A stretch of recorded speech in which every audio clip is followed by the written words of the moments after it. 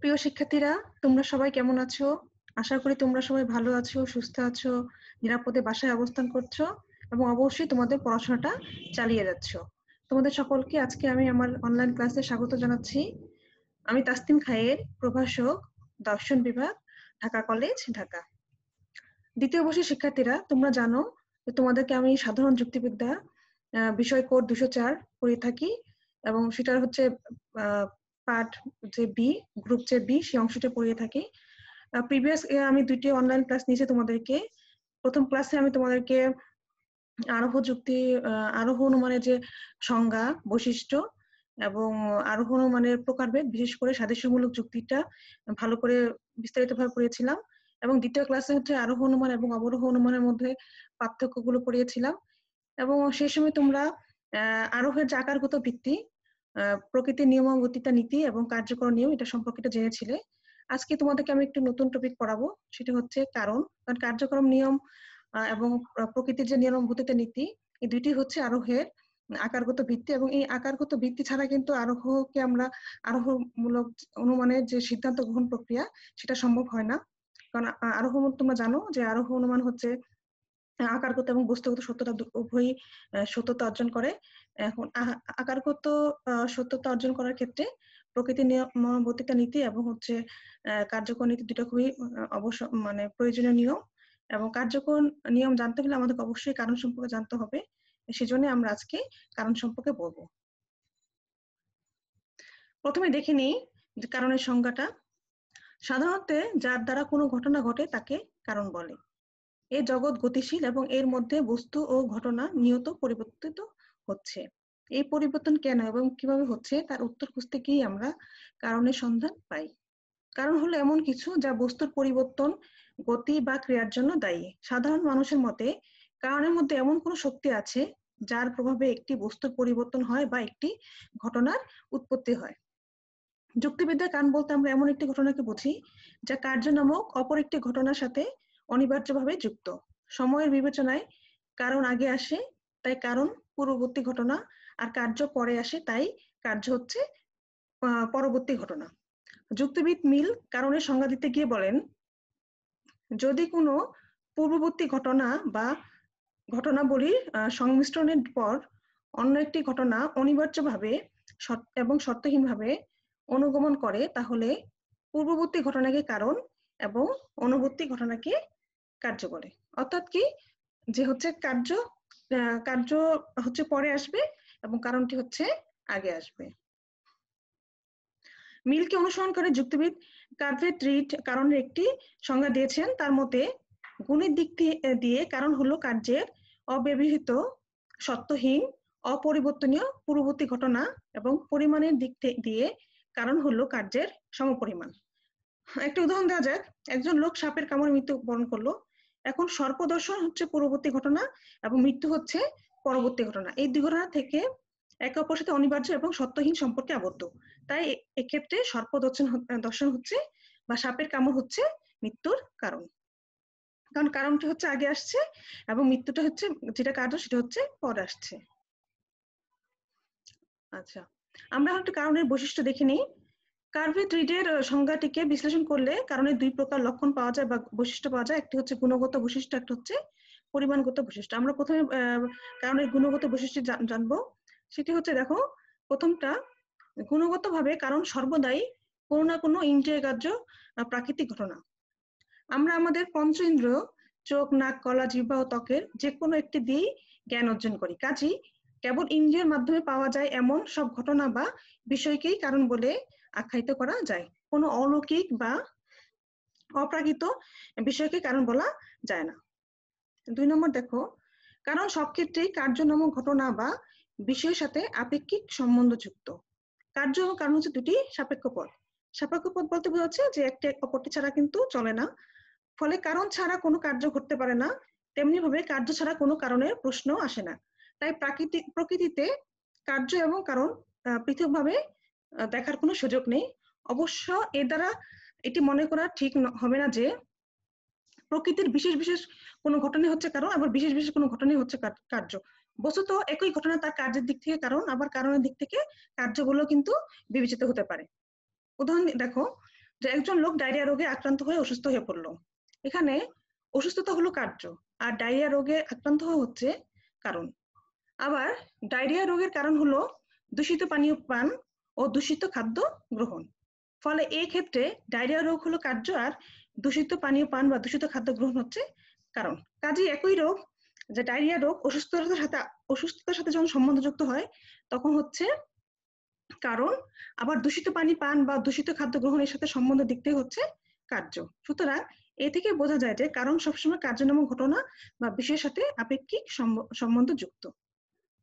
3 নম্বর দেখো, কারণ হচ্ছে কার্যের কালিক পূর্ববর্তী ঘটনা। অর্থাৎ কি, এর কথার অর্থ হচ্ছে সময় বা কালের দিক থেকে কারণ আগে আসে এবং কার্য পরে আসে। কার্যকরণ সবসময় কাল বা সময়ের পরিবর্তনের উপর নির্ভরশীল। যে ঘটনাকে আমরা কার্য বলে মনে করি সেটি একেবারে নতুন কিছু না, কার্য হচ্ছে কারণের বিশেষ পরিবর্তন মাত্র। প্রকৃতিতে যদি বস্তু রূপান্তর বা পরিবর্তন না থাকতো তাহলে কার্যকরণ সম্বন্ধের কোনো অর্থই থাকতো না। কারণই পরিবর্তন বা রূপান্তরের মাধ্যমে কার্যে পরিণত হয়। যেমন ধরো, উত্তাপ কারণের জন্য বরফ গলা একটি কার্য পাওয়া যায়, অর্থাৎ উত্তাপ দিলেই হচ্ছে বরফ গলে। এখানে কারণ উত্তাপ হচ্ছে আগে আসছে এবং কার্য বরফ গলা পরে আসছে। সুতরাং কারণ হচ্ছে কার্যের কালিক পূর্ববর্তী ঘটনা বা সময়ের কাল দিক থেকে যেটা হচ্ছে সেটা হচ্ছে কালিক পূর্ববর্তী ঘটনা। 4 নম্বর দেখো, কারণ হচ্ছে কার্যের অপরিবর্তনীয় পূর্ববর্তী ঘটনা। কোনো ঘটনাকে কোনো কার্যের কারণ হতে গেলে তাকে কেবল পূর্ববর্তী ঘটনা হলেই চলবে না, ঘটনাটি হতে হবে অপরিবর্তনীয় পূর্ববর্তী ঘটনা। কারণ হলো কার্যের অপরিবর্তনীয় পূর্ববর্তী ঘটনা যা কখনো পরিবর্তন হয় না বা বদলায় না। কোনো ঘটনার কারণ একদিন একটি হবে আরেকদিন আরেকটি হবে এরকম হতে পারে না। যে পূর্ববর্তী ঘটনা কোনো কার্যের কারণ হবে তা চিরদিনই সে কার্যের কারণ থাকবে।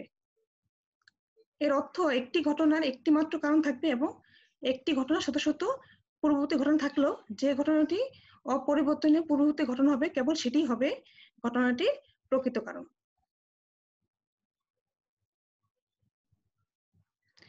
তাহলে আমরা দেখতে পাচ্ছি কি, যে কারণ হচ্ছে কার্যের অপরিবর্তনীয় পূর্ববর্তী ঘটনা।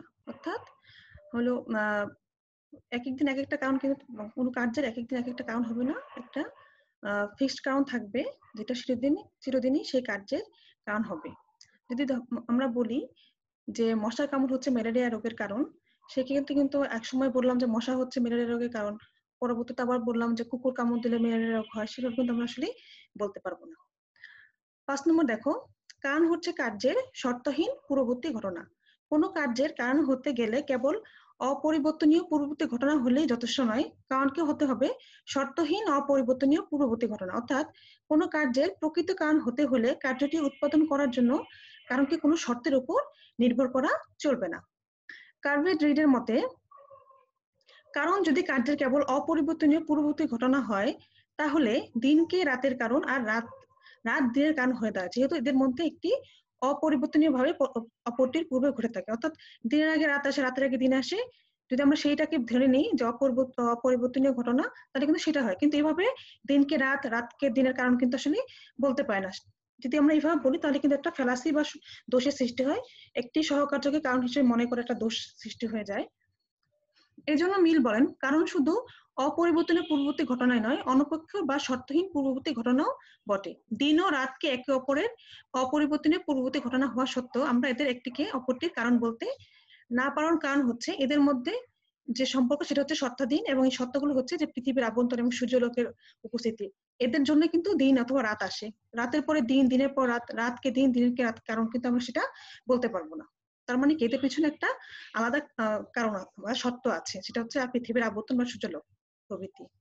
6 নম্বর দেখো, কারণ হচ্ছে কার্যের সাক্ষাৎ পূর্ববর্তী ঘটনা। যে কোনো পূর্ববর্তী ঘটনাকেই কারণ বলা যাবে না। কারণ হচ্ছে কার্যের সাক্ষাৎ বা ইমিডিয়েট পূর্ববর্তী ঘটনা। কার্যের আগে বা পরে অনেকগুলো ঘটনা ঘটতে পারে, তার মধ্যে যে ঘটনাটি মানে ইমিডিয়েট ভাবে আগে ঘটেছে তাকে আমরা কারণ হিসেবে ধরবো। যেমন ধরো, কৃষক জমিতে সার প্রয়োগ করলো এবং তারপর ভালো ফসল ফললো। আমরা এই ক্ষেত্রে সার ব্যবহারকে ভালো ফসল হওয়ার কারণ মনে করি, কিন্তু প্রকৃতপক্ষে সার ব্যবহার জমির উর্বরতা বাড়িয়েছে, যে কারণে ভালো ফসল ফলেছে। তাহলে এখানে ভালো ফসল ফলার সাক্ষাৎ পূর্ববর্তী ঘটনা হচ্ছে জমির উর্বরতা বাড়া। কিন্তু এটিকে উপেক্ষা করে যদি দূরবর্তী সত্য যেটা সার প্রয়োগকে ভালো ফসল ফলার কারণ মনে করা হয়, তাহলে কিন্তু দূরবর্তী সত্যকে কারণ মনে করা দোষ ঘটবে। সুতরাং এখানে ভালো ফসল ফলা কার্যটি প্রকৃত কারণ হলো সাক্ষাৎ বা অব্যবহৃত পূর্ববর্তী ঘটনা, জমির উর্বরতা বৃদ্ধি। গুণগত দিক থেকে এভাবে কার্যের সাক্ষাৎ পূর্ববর্তী ঘটনাকেই কারণ বলতে হবে। এখানে নিকট কারণ ও দূরবর্তী কারণের পার্থক্যটা উল্লেখযোগ্য। যে অগ্রগামী ঘটনা অবিলম্বে কার্য উৎপাদন করে সেটি হলো নিকট কারণ। অপরপক্ষে যে অগ্রগামী ঘটনা পরোক্ষভাবে অর্থাৎ অন্য সত্যের মাধ্যমে কার্য উৎপাদন করে তাকে দূরবর্তী কারণ বলা হয়। নিকট কারণ কার্য উৎপাদনের অন্য কোনো সত্যের উপর নির্ভর করে না, কিন্তু দূরবর্তী কারণ কার্য উৎপাদনের জন্য সত্যের উপর নির্ভর করে। উদাহরণস্বরূপ টিকটাকে দেখলে যে সারের প্রয়োগ হচ্ছে ভালো ফসল উৎপাদনের দূরবর্তী কারণ, আর জমির উর্বরতা বৃদ্ধি হচ্ছে নিকট কারণ, এবং নিকট কারণকে কিন্তু আমরা কার্যের কারণ হিসেবে উল্লেখ করব। এখন আমরা দেখিনি কারণের পরিমাণগত বৈশিষ্ট্য। কার্ভেট রিডের মতে যদি আমরা তার সংজ্ঞাটি করি, তাহলে কার্য ও কারণ পরিমাণের দিক থেকে সমান, অর্থাৎ কারণের মধ্যে যে পরিমাণ বস্তু এবং শক্তি বিদ্যমান, কার্যের মধ্যে সেই পরিমাণ বস্তু ও শক্তি বিদ্যমান। এর অর্থ কার্য কারণ পরিমাণগতভাবে সমান। কারণের লক্ষণটি বস্তু ও শক্তির নিত্যতা নিয়ম থেকে পাওয়া। পরিমাণগতভাবে কার্য কারণ সমান না হলে বস্তুর যে নিত্যতা নীতি এবং শক্তির যে নিত্যতা নীতি সে দুটি কিন্তু মিথ্যা হয়ে যায়। কারণের পরিমাণগত লক্ষণের তাৎপর্য বুঝতে হলে আমাদের বস্তুর নিত্যতা নীতি এবং শক্তির নিত্যতা নীতি এই দুটি সম্পর্কে একটু জানতে হবে। আসলে আমরা দেখে নিই বস্তুর নিত্যতা নীতি কি। এই নীতি অনুযায়ী সারা বিশ্বের বস্তু সমস্ত স্থায়ী এবং অপরিবর্তনীয়। এদের ক্ষয়ও নেই, বৃদ্ধিও নেই। বিশ্বের বস্তু সমষ্টির পরিমাণ অবিনশ্বর। তবে বস্তু সমষ্টির হ্রাস বৃদ্ধি না থাকলেও এদের আকার ও রূপের পরিবর্তন ঘটে, কিন্তু রূপ পরিবর্তন হওয়ার পরও এদের পরিমাণ কিন্তু একই থাকে। যেমন পরিমাণ মতো হাইড্রোজেন ও অক্সিজেন মিশিয়ে পানি প্রস্তুত করার পর দেখা যাবে যে পানি তৈরিতে ব্যবহৃত হাইড্রোজেন ও অক্সিজেনের যে মিলিত ওজন বা পরিমাপ ছিল পানির ওজন তাই হয়েছে, অর্থাৎ এটা কিন্তু সমান। কারণ যতটুকু কার্য কিন্তু ততটুকু হয়েছে। এতে করে বোঝা গেল যে অক্সিজেন এবং হাইড্রোজেনের সমন্বয়ে পানি প্রস্তুত করে এদের আকার বা রূপের পরিবর্তন করা হলেও এদের পরিমাণ ঠিকই রয়ে গেছে। তার মানে সব অবস্থাতেই বস্তুর পরিমাণ অবিনশ্বর থাকছে। শক্তির নিত্যতা নীতি। এই নীতি অনুযায়ী বিশ্বের শক্তির পরিমাণ অবিনশ্বর, শক্তির কোনো হ্রাস বৃদ্ধি নেই, এটির উৎপত্তি নেই, ধ্বংস নেই। এটা যেমন ছিল তেমনই আছে এবং তেমনই থাকবে। তবে শক্তির রূপান্তর ঘটতে পারে বা আকারের পরিবর্তন হতে পারে, কিন্তু এই রূপান্তরের ফলে শক্তির কোনো পরিবর্তন ঘটে না। যেমন বিদ্যুৎ শক্তিকে যখন আলোতে রূপান্তর করা হয় তখন বিদ্যুৎ শক্তির পরিমাণটা আলোতে সমান থাকে, অর্থাৎ পরিমাণে কোনো হেরফের হয় না। কাজেই বস্তু ও শক্তির দিক থেকে কার্য এবং কারণ পরিমাণগতভাবে সমান। সুতরাং বস্তুর নিত্যতা নীতি ও শক্তির নিত্যতা নীতি পদার্থবিদ্যার এই দুটি নিয়মের আলোচনা থেকে এটি প্রমাণিত হয় যে পরিমাণগত দিক থেকে কার্য এবং কারণ হলো পরস্পর সমান। কেননা কার্যের পরিমাণ যদি কারণের চেয়ে কম বা বেশি হতো তাহলে বস্তু ও শক্তির পরিমাণের হ্রাস বৃদ্ধি ঘটতো, কিন্তু বিজ্ঞানসম্মত মতে বস্তু এবং শক্তির ক্ষয় নেই, বৃদ্ধিও নেই। এগুলো নিত্য ও অবিনশ্বর। এত পরিমাণগতভাবে কার্য এবং কারণ হচ্ছে সমান। তাহলে আমরা কারণের হচ্ছে গুণগত এবং পরিমাণগত বৈশিষ্ট্য দেখলাম। এখন কারণকে জানতে হলে সত্যকে জানতে হবে। তো আমরা আসো কারণ এবং সত্য একটু জেনে নেই। সত্যটা কি? যেসব পূর্বগামী ঘটনা বা ঘটনার সমষ্টি কোনো একটি কার্য সৃষ্টিতে বা কার্য উৎপাদনে আবশ্যক সেসব ঘটনার সমষ্টিকে বলা হচ্ছে কারণ। আর পূর্বগামী ঘটনা সমষ্টির প্রত্যেকটি হচ্ছে এক একটি সত্য, অর্থাৎ কোনো একটি কাজ হওয়ার আগে যে একটি কারণকে আমরা বলি সেই কারণগুলি কিন্তু অনেকগুলো সত্যের সমষ্টি, এবং প্রত্যেকটিকে সেই সমষ্টিকে বলা হচ্ছে কারণ, আর প্রত্যেকটি যে আলাদা ভাবে আছে সেগুলো হচ্ছে শর্ত। অর্থাৎ কারণ হলো বিভিন্ন সত্যের সমষ্টি, আর সত্য হলো কারণের একটি অংশ। এর জন্য সত্যকে কেউ কেউ নাম দিয়েছেন কারণাংশ। মিল কারণের সঙ্গে বলেন একটি ঘটনার সদর্থক ও নয়ার্থক সব সত্যের সমষ্টি হচ্ছে কারণ। আর কার্ভেট রিড সত্যের সংজ্ঞা দিতে গিয়ে বলেন যা কিছু কার্য উৎপাদন বা কার্য সংগঠনে প্রভাব সৃষ্টি করে তাই হচ্ছে সত্য বা কারণাংশ। উদাহরণস্বরূপ যদি আমরা বলি বিষপানে এক ব্যক্তি মারা গেল, এখানে বিষপান এবং বিষের প্রতিক্রিয়া এই সব মিলে হলো বিষপানে মৃত্যুর কারণ। অপরপক্ষে বিষপান এবং বিষ যে প্রক্রিয়া এর প্রত্যেকটি হচ্ছে বিষপানের মৃত্যু কার্যের একটি সত্য বা কারণাংশ। তোমরা নিচে বুঝতে পারছো? শিক্ষার্থীরা তোমরা যাদের ইন্টারমিডিয়েটে লজিক ছিল তারা তোমরা একটু বুঝতে তোমাদের সুবিধা হবে, যাদের একদম লজিক ছিল না তাদের হয়তো একটু সমস্যা হবে, কিন্তু তোমরা আশা করি তোমরা সবাই বুঝতে পারবে। সত্যকে দুই ভাগে ভাগ করা যায়, একটা হচ্ছে সদর্থক এবং একটা হচ্ছে নয়ার্থক সত্য। কোন একটি কার্য সংগঠনে যেসব সত্যের উপস্থিতি প্রয়োজন সেসব সত্যকে বলা হচ্ছে সদর্থক সত্য, আর কোনো কার্য সংগঠনে যেসব সত্যের অনুপস্থিতি প্রয়োজন সেসব সত্যকে বলা হচ্ছে নৈত্য সত্য বা নেগেটিভ কন্ডিশন। কার্ভি টিথ বলেন, কার্য সংগঠনে বাধা সৃষ্টি না করে যে সত্যকে বাদ দেওয়া যায় না সেই সত্যকে বলা হয় সদত্ত সত্য, আর যে সত্যকে বাদ না দিলে কার্য সম্পাদনে বাধা সৃষ্টি হয় তাকে বলা হচ্ছে নৈত্য সত্য। অর্থাৎ কোনো কাজ উৎপাদন সৃষ্টিতে সদত্ত সত্যগুলোকে উপস্থিত থাকতে হবে আর নৈত্য সত্যগুলোকে হচ্ছে থাকতে হবে অনুপস্থিত, তাহলে কার্য সম্পাদন হবে, না কিন্তু কার্য সম্পাদন করা যাবে না। উদাহরণ দেখো, একটি লোক বিষ খেয়ে মৃত্যুবরণ করেছে। এখানে এ মৃত্যু সদত্ত সত্যগুলো হচ্ছে বিষ, বিষপান, বিষের ক্ষতিকর ক্রিয়া। এর কোনোটির অনুপস্থিতিতে বিষপানের মৃত্যু কিন্তু ঘটতো না। এগুলো হচ্ছে সদত্তিক সত্য, কারণ এগুলো উপস্থিতিতেই কিন্তু মৃত্যুটি ঘটেছে। অপরপক্ষে উক্ত বিষপানের নৈতিক সত্যগুলো যদি আমরা দেখি, যে দেহে পানকৃত বিষটির প্রতিরোধ শক্তির অভাব, উপযুক্ত চিকিৎসার অভাব প্রভৃতি, এই সত্যগুলো যে ছিল না বলে কিন্তু কার্যটি, যদি এই সত্যগুলো থাকতো, যে প্রতিরোধ ক্ষমতা বেশি থাকতো বা চিকিৎসা যদি থাকতো, তাহলে কিন্তু এই কাজটি ঘটতো না। তার মানে কি, সদত্ত সত্যগুলোর জন্য হচ্ছে কাজটি ঘটেছে, আর নৈতিক সত্যগুলো ছিল না বলেই, অনুপস্থিত ছিল বলেই কার্যটি সম্পন্ন হয়েছে। অনেক যুক্তিবিদ হচ্ছে কারণ এবং কারণকে হচ্ছে বিভিন্ন অর্থে ব্যবহার করার, মানে সত্য হিসেবেও তারা ব্যবহার করার জন্য করতে চেয়েছেন। যেমন কারণের প্রকৃতি এবং সত্যের সাথে কারণের সম্পর্ক নির্ণয় করার জন্য যুক্তিবিদরা কারণের সত্যকে 3 ভাগে ভাগ করেছেন।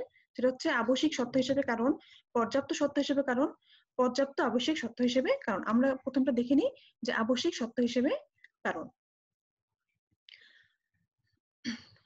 কারণ ও সত্যের আলোচনা জানা গেছে কারণ হলো কতগুলো সত্যের সমষ্টি, আর সত্য হলো কারণে এক একটি অপরিহার্য অংশ। সত্যের এই সংজ্ঞায় যুক্তিবিজ্ঞান সম্মত হলে সত্যের প্রকৃতি সম্পর্কে তাদের মধ্যে মতভেদ আছে, কারণ তাদের মতে কেউ সত্যকে আবশ্যিক সত্য গ্রহণ করলে অন্যরা সত্যকে বিবেচনা করেছেন পর্যাপ্ত সত্যে। তাহলে আমরা এখন আসলে দেখি মানে আবশ্যিক সত্যটা কি। যেসব সত্যের অনুপস্থিতিতে ঘটনা অনুপস্থিত থাকে, ঘটনা উপস্থিত থাকার সত্ত্বেও ঘটনা উপস্থিত থাকার সত্ত্বে হলো সত্য অনিবার্যভাবে উপস্থিত থাকে, সেসব সত্যকে বলা হচ্ছে আবশ্যিক সত্য।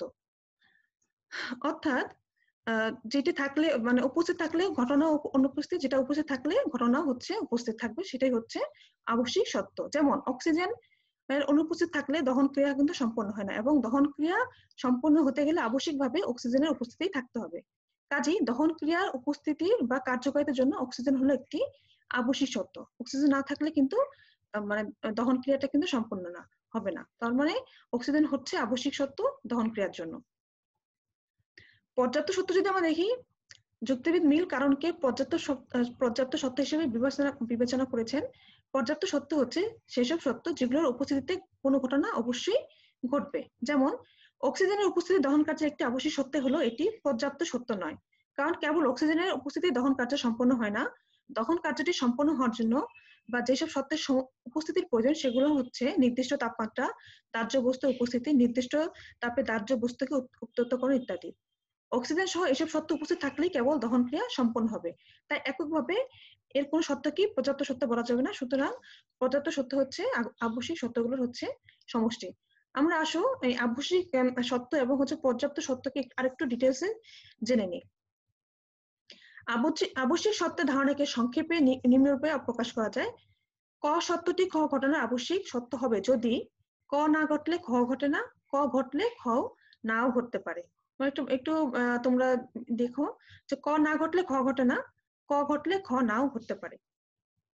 উদাহরণ দিই আমরা, যেমন মেঘ ছাড়া বৃষ্টি হয় না, মেঘ অনুপস্থিত থাকলে বৃষ্টিও অনুপস্থিত থাকে, আবার বৃষ্টি উপস্থিত হলে তার পূর্বে অবশ্যই মেঘ উপস্থিত থাকে। তবে অনেক ক্ষেত্রে মেঘ উপস্থিত হলেও বৃষ্টি নাও হতে পারে। মেঘ হচ্ছে বৃষ্টির আবশ্যিক সত্য। এখানে মনে রাখা দরকার যে একটি ঘটনার একাধিক আবশ্যক সত্য থাকতে পারে, এদের যে কোনো একটা অনুপস্থিত থাকলে ঘটনাটি ঘটবে না। যেমন অগ্নি সংযোগ ধোঁয়া সৃষ্টির একটি আবশ্যিক সত্য, আবার ভিজা জ্বালানিও ধোঁয়া সৃষ্টির একটি আবশ্যিক সত্য। এদের কোনো একটি অনুপস্থিত থাকলে কিন্তু ধোঁয়া সৃষ্টি হবে না। আর আমরা জানি যে কারণ হচ্ছে কার্যের অব্যবহৃত পূর্ববর্তী ঘটনা বা ইমিডিয়েট পূর্ববর্তী ঘটনা, কারণ অবশ্যই কার্যের আগে থাকবে, যদি না থাকে তবে কার্য ঘটবে না। আবশ্যিক সত্যের প্রকৃতি বিশ্লেষণ আমরা জানতে পারি। এক্ষেত্রে কার্য থেকে কারণ অনুমান করা যায়, অর্থাৎ কার্য ঘটেছে জানতে পারলে আমরা বলতে পারি যে কারণও ঘটেছে। যেমন বৃষ্টি হতে দেখেছে, সুতরাং আকাশে মেঘ আছে, কিন্তু এক্ষেত্রে কিন্তু কারণ থেকে কাজ অনুমান করা যায় না। কারণ উপস্থিত থাকলেও কার্য কিন্তু নাও ঘটতে পারে। যেমন আকাশে মেঘ দেখা দিলে যে বৃষ্টি হবে তা কিন্তু বলা যায় না, কেননা সব মেঘই বৃষ্টি বরণ করে না। কাজে এক্ষেত্রে আমরা শুধু কারণের অভাব থেকে কার্যের অভাব অনুমান করতে পারি। পর্যাপ্ত সত্য ধারণাকে সংক্ষেপে নিম্নরূপে প্রকাশ করা যায়। ক সত্যটি খ ঘটানো পর্যাপ্ত সত্য হবে যদি ক ঘটলে খ ঘটে, কিন্তু ক না ঘটলেও খ ঘটতে পারে। ভালো করে দেখো যে ক ঘটলে খ ঘটবে, কিন্তু ক না ঘটলেও খ ঘটতে পারে। উদাহরণ দিই আমরা, যেমন বিষপান মৃত্যুর একটি পর্যাপ্ত সত্য, কেননা বিষপান করলে মৃত্যু ঘটে, কিন্তু বিষপানই কিন্তু মৃত্যুর একমাত্র কারণ নয়। বিষপান ছাড়া অন্য উপায়ে মৃত্যু ঘটতে পারে। কাজেই বিষপান মৃত্যুর হচ্ছে পর্যাপ্ত সত্য, কিন্তু আবশ্যিক সত্য নয়। এখানে মনে রাখা দরকার যে একটি ঘটনায় একাধিক পর্যাপ্ত সত্য থাকতে পারে। বিষপান যেমন মৃত্যুর একটি পর্যাপ্ত সত্য, তদ্রুপ বাস দুর্ঘটনা মৃত্যুর একটি পর্যাপ্ত সত্য, আবার গুলিবিদ্ধ হওয়া মৃত্যুর একটি পর্যাপ্ত সত্য। সুতরাং কারণ কথাটিকে পর্যাপ্ত সত্য হতে ব্যবহার করলে বোঝা যায় কারণ হচ্ছে এমন একটি ঘটনা যার অপ্রবিত পরে কার্যটি ঘটে, যেমন বিষপানের পরপরই মৃত্যু ঘটে। তাই এক্ষেত্রে কারণ থেকে কার্য অনুমান করা যায়, কিন্তু কার্য থেকে কিন্তু কারণ অনুমান করা যায় না। বিষপানে মৃত্যু, কারো একজন মৃত্যু ঘটলো, এখন কিভাবে মৃত্যু ঘটলো সেটা কিন্তু আমরা বলতে পারছি না, কারণ বিষপানে মৃত্যু করতে পারে, তোমরা দেখেছো বাস দুর্ঘটনায় মৃত্যু করতে পারে, গুলিবিদ্ধ হয়ে মৃত্যু বরণ করতে পারে। তার মানে কি আমরা কার্য থেকে এখানে কারণ দিতে পারি, কিন্তু কারণ থেকে কার্য কিন্তু কার্য থেকে সরি এখানে হচ্ছে আমরা কারণ থেকে কার্য অনুমান করা যায়, কিন্তু কার্য থেকে কিন্তু কারণ অনুমান করা যাচ্ছে না, কেননা বিষপান ছাড়াও নানাবিধ কারণে কিন্তু মৃত্যু ঘটতে পারে। কাজে এক্ষেত্রে আমরা কার্যের অভাব থেকে কারণের অভাব অনুমান করতে পারি, কিন্তু কারণের অভাব থেকে কিন্তু কার্যের অভাব অনুমান করতে পারি না। আচ্ছা, এখন আমরা দেখে নিই যে পর্যাপ্ত আবশ্যিক সত্যটা কি। যদি দুইটি ঘটনার মধ্যে সম্বন্ধ এমন হয় যে একটি না ঘটলে দ্বিতীয়টি ঘটে না, আবার প্রথমটি ঘটলে দ্বিতীয়টি ঘটে, তাহলেই প্রথম ঘটনাটিকে দ্বিতীয় ঘটনার পর্যাপ্ত আবশ্যিক সত্য বলা হয়।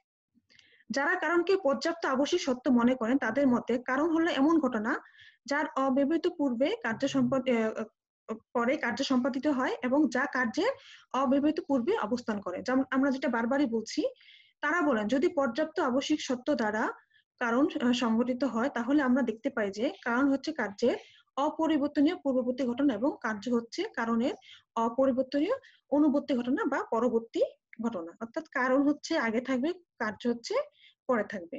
পর্যাপ্ত আবশ্যিক সত্যের ধারণাকে সংক্ষেপে নিম্নরূপে প্রকাশ করা যায়। যেমন ক সত্যটি খ ঘটনার পর্যাপ্ত আবশ্যিক সত্য হবে যদি ক না ঘটলে খ ঘটে না, ক ঘটলে খ ঘটে। উদাহরণ শুধু দেখো, ভিজা কাঠে আগুন জ্বালালে ধোঁয়ার সৃষ্টি হয়। এই ঘটনা থেকে বোঝা যায় যে ভিজা কাঠে আগুন না জ্বালালে ধোঁয়া হয় না, এবং ভিজা কাঠে আগুন জ্বালালেই ধোঁয়া হয়। এর থেকে বলা যায় যে ভিজা কাঠে আগুন জ্বালানো ধোঁয়া সৃষ্টির পর্যাপ্ত আবশ্যিক সত্য। এখানে স্মরণ রাখা দরকার যে কারণকে পর্যাপ্ত আবশ্যিক সত্য হিসেবে বিবেচনা করলে আমরা বুঝতে পারি কোন ঘটনা ঘটলে কার্য সংঘটিত হবে এবং কোন ঘটনা ঘটলে কার্য সংঘটিত হবে না। এদিকে বিচার একই কার্যের একাধিক পর্যাপ্ত আবশ্যিক সত্য থাকতে পারে না, কারণ কারণ কথাটিকে পর্যাপ্ত আবশ্যকতা ধারণা করলে বলতে হয় কারণ হলো এমন একটি ঘটনা যার অব্যবহৃত পরে কার্যটি ঘটে আর কার্যের অব্যবহৃত পূর্বে থাকে। এক্ষেত্রে আমরা কারণ থেকে কার্য অনুমান করতে পারি, আবার কার্য থেকেও কিন্তু আহ কারণ থেকে কার্য অনুমান করতে পারি এবং কার্য থেকেও কিন্তু কারণ অনুমান করতে পারি। যেমন ভিজা কাঠে আগুন জ্বালানো থেকে ধোঁয়া সৃষ্টি ঘটনা অনুমান করতে পারি, আবার ধোঁয়া সৃষ্টি ঘটনা থেকে কিন্তু ভিজা কাঠে আগুন জ্বালানোর ঘটনা অনুমান করতে পারি। সুতরাং কারণ বলতে আমরা যদি পর্যাপ্ত আবশ্যক সত্য বুঝি তাহলে আমরা কিন্তু নিম্নোক্ত বিষয়গুলো পাই। সেটা হচ্ছে কার্য থেকে কারণের অনুমান করতে পারি, কারণ থেকে কার্য অনুমান করতে পারি, কারণের অভাব থেকে কার্যের অভাব অনুমান করতে পারি, এবং কার্যের অভাব থেকে কারণের অভাব অনুমান করতে পারি। সেজন্য বিভিন্ন, বিশেষ করে অনেক দার্শনিক অনেক যুক্তিবিদই কিন্তু এই পর্যাপ্ত আবশ্যিক সত্য অর্থে কারণকে গ্রহণ করেছেন, এবং যুক্তিবিদ আই.এম. পপিও কিন্তু সেটাই গ্রহণ করেছে, কারণ এখানে ক্ষেত্রে আমরা দুই দিকে যেতে পারি, কারণ থেকে কাজে যেতে পারছি, কাজ থেকে কারণও যেতে পারছি। শিক্ষার্থীরা তোমাদের ক্ষেত্রে একটু হয়তো কঠিন লাগছে, কিন্তু তোমরা যদি একটু ভালো করে দেখো বিষয়টা কিন্তু এতটা জটিল নয়। তোমরা একটু ভালো করে দেখবে, আশা করি তোমরা এটা বুঝতে পারবে। তোমার বিভিন্ন বই থেকে আমি তোমাদেরকে মানে সংক্ষিপ্ত আকারে এবং একটু ইজি ভাষা যেটা সেটাই আমি তুলে ধরেছি।